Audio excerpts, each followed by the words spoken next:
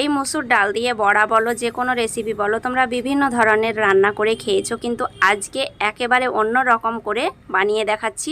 মুসুর ডালের সঙ্গে আর একটা উপকরণ মিশিয়ে যে রেসিপিটা বানিয়ে দেখাবো সেটা দুর্দান্ত লাগে খেতে। আমার আশা করছি তোমাদেরও খুব ভালো লাগবে, আর খুব সহজে এটা বানিয়ে দেখিয়েছি। 10 মিনিট মতো ডালটাকে ভিজিয়ে রেখে মার্কেট থেকে কি নিয়ে এসছে সেগুলোকে বার করে নিচ্ছি। কাজগুলোকে একটু এগিয়ে রাখছি। কিচেনে একবার চলে আসলে একটার পর একটা কাজ লেগেই থাকে, বার হওয়া যায় না এই কিচেন থেকে। তাই সব কাজগুলোকে কতক্ষণে মনে হয় গুটিয়ে নেব। সারাদিনের কাজগুলো যত তাড়াতাড়ি হয়ে যায় ততই ভালো লাগে, একটু রেস্ট পাওয়া যায়। এখানে ফল মিষ্টি দুটো এনেছে, কিন্তু তার মধ্যে ধনেপাতাটা আমার খুবই পছন্দের, কেননা অসময়ের ধনেপাতাটা বেশি ভালো লাগে খেতে সময়ের থেকে। আর বেশিরভাগ রান্নাতেই আমি ধনেপাতাটা ব্যবহার করি। এখানে কিছু তেলে ভাজা আছে আর মিষ্টি আছে।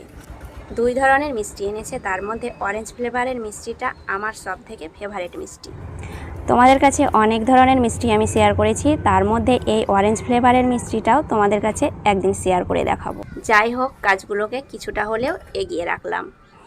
এবার এ কাজ ও কাজ সেরে নেওয়ার পরে আবারও কাটাকাটিতে চলে এলাম। রেসিপিটা ঝটপট বানিয়ে নেব।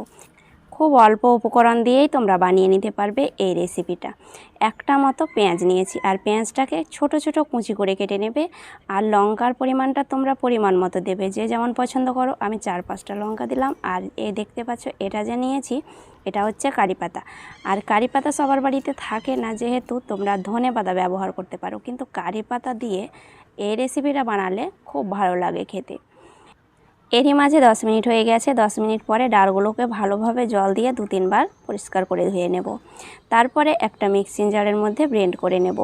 আর ডালটাকে তোমরা হাতে সময় থাকলে একটু আধা ঘন্টাও ভিজিয়ে রাখতে পারো। আমি খুব তাড়াতাড়ি বানিয়ে নেব, তাই 10 মিনিট রেখেছিলাম।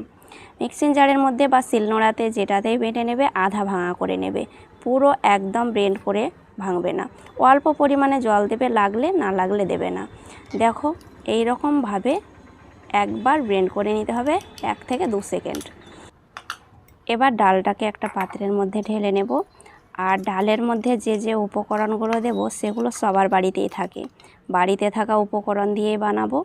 একটা আলুকে সেদ্ধ করে নিয়েছিলাম, তাই একটু হাতে ভেঙে দিয়ে দিলাম।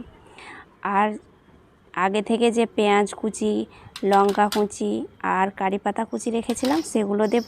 তার সঙ্গে 2 চামচ পরিমাণে আদা রসুনের পেস্ট দিলাম।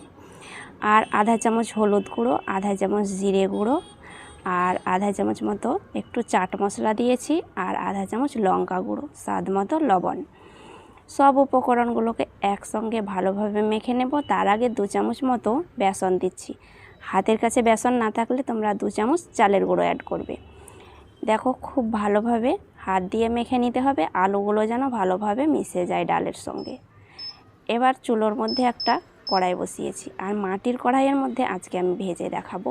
মাটির কড়াইয়ে ভেজে নিলে একদম পুড়েও যাবে না, আর তেলের পরিমাণটাও কম পুড়বে। তাই ডাল বড়াগুলোকে মাটির কড়াইয়ের মধ্যেও ভেজে নিব, তাও আবার ইন্ডাকশানের মধ্যে। ইন্ডাকশানে মাটির কড়াইয়ে তোমাদেরকে অনেক রেসিপি শেয়ার করেছি, আর আজকে প্রথম বড়াটা শেয়ার করলাম।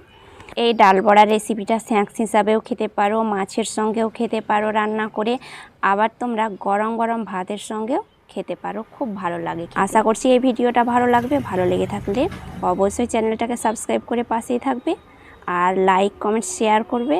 ফেসবুক পেজ থেকে দেখলে পেজটাকে ফলো করবে।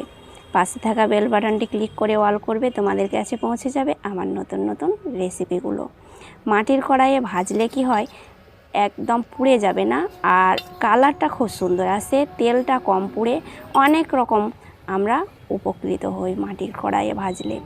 তাই তোমরা চেষ্টা করবে মাটির জিনিসে ভাজার, না থাকলে যে কোনো পাত্রে ভেজে নিতে পারো। দেখো আমার 1 ব্যাচ হয়ে গেল, আমি 2-3 ব্যাচে এগুলো ভেজে নিচ্ছি। এই রেসিপিটা বানিয়ে পরিবারকে খাওয়াতে পারো, 100% পছন্দ করবে বাড়ির ছোট বড় সবাই। আজ এই পর্যন্তই। ভালো থাকবে, সুস্থ থাকবে। রেসিপিটা দেখার জন্য অনেক অনেক ধন্যবাদ।